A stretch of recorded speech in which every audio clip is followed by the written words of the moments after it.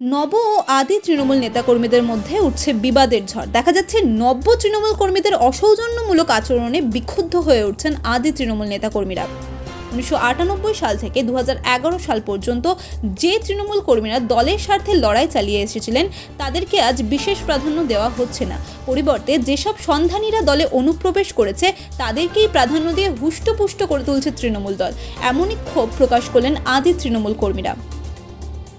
সম্প্রতি রায়গঞ্জের ইকো পার্কে একটি পিকনিকের আয়োজন করা হয়, যার মূল উদ্যোক্তা ছিলেন হেমতাবাদের বিধায়ক তথা রাজ্যের স্কুল শিক্ষা দপ্তরের প্রতিমন্ত্রী সত্যজিৎ বর্মন। সেখানে আমন্ত্রণ করা হয় বেশ কিছু নবীন তৃণমূল নেতাদের, কিন্তু পুরনো নেতাদের অনেককেই করা হলো না আমন্ত্রণ। এমনকি জেলা পরিষদের সদ্য প্রাক্তনী সভাপতি কবিতা বর্মনও এই নিমন্ত্রণ পাননি। ক্ষোভে দুঃখে রায়গঞ্জের ভাটল সংলগ্ন তিস্তা ক্যানেল পাড়ে পৃথক পিকনিকের আয়োজন করলেন আদি তৃণমূল কংগ্রেস কর্মীরা।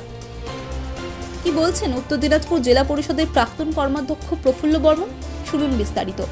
আজকে এই তিস্তা ক্যানেলের পাশে আপনারা সমবেত হয়েছেন, বহু মানুষ দেখছি, কি উদ্দেশ্যে হয়েছে?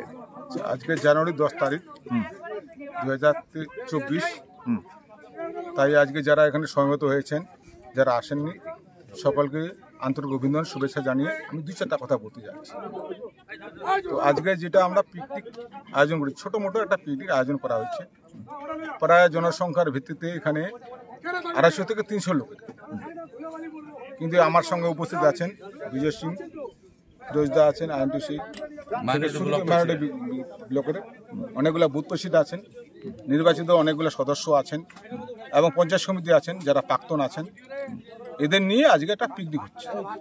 পিকনিকটা করার উদ্দেশ্য হচ্ছে, যারা তৃণমূলে আজকে একটা প্রোগ্রাম হচ্ছে, তৃণমূল থেকে 2টা প্রোগ্রাম হচ্ছে আজকে তৃণমূল।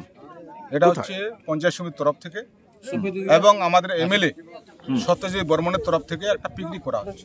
আচ্ছা, 2টা পিকনিক হচ্ছে। আমরা আমার মতো লোক, যে সভাধিপতি, প্রাক্তন সভাধিপতি, আমি কৃষি কর্মাধ্যক্ষ, সবাই আমাকে চিনে।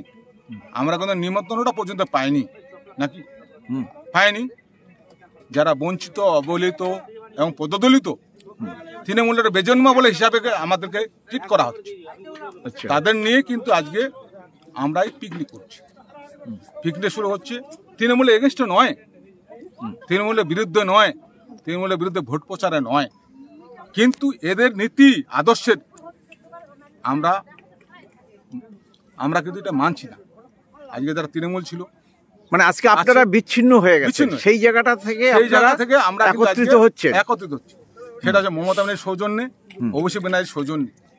উদ্দেশ্যটা কি আপনার? উদ্দেশ্য হচ্ছে এই লোকগুলাকে ধরে রাখার জন্য আমরা কিন্তু এই ধরে রেখে মূল স্রোতে ফিরে আসার জন্য আমরা এই প্রোগ্রাম।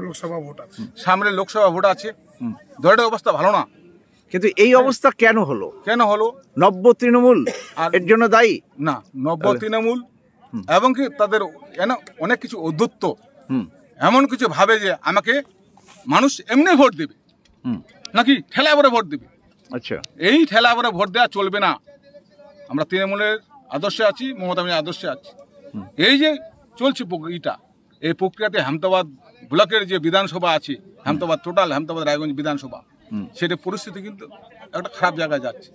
তার উদ্দেশ্যে এটাকে খাড়া করার জন্য এবং তৃণমূলের ভোট বাক্সে ভোট করার জন্য 24-এর নির্বাচনে আমরা কিন্তু সমবেত হয়েছি।